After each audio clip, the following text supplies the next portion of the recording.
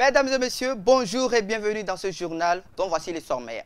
La restauration à l'université d'Abomey-Calavi est-elle reluisante?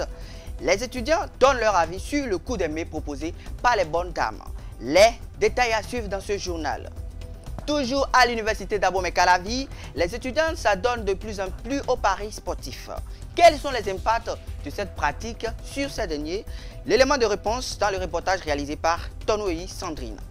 C'est tout pour les titres de cette édition. Le développement dans un instant. À nouveau, bonjour. À l'université d'Abomey-Calavi, les centres commerciaux sont les lieux où se restaure la majorité des étudiants.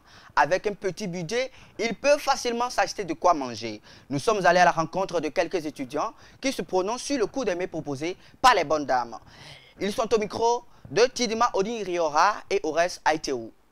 En termes de cours, la restauration dans les centres commerciaux à l'université m'inquiète beaucoup parce que, bon, si je prends quelques sous à la restauration, surtout avec 300 francs la mois, je me suis satisfait déjà.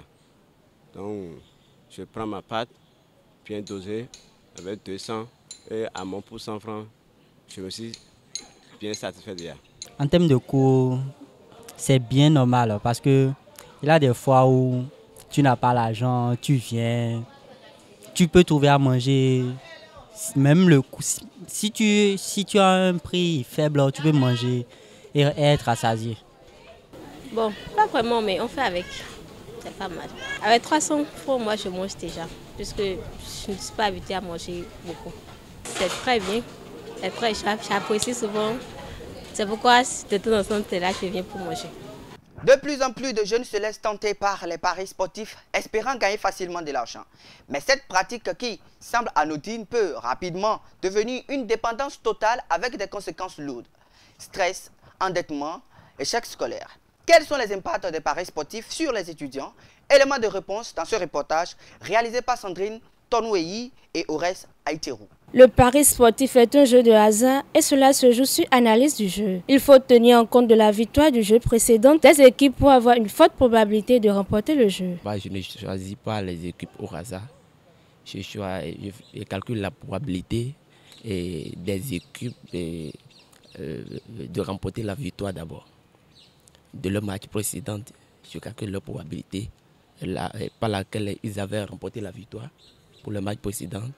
Et je calcule la nouvelle probabilité de remporter le nouveau match, la nouvelle victoire. Entre l'illusion du gain facile et l'excitation du jeu, nombreux sont ces étudiants qui se laissent séduire par cette pratique qui n'est pas sans conséquences préoccupantes, stress, endettement. D'abord, il y a quelque chose. Quand moi je parie, moi je suis prêt à perdre de l'argent.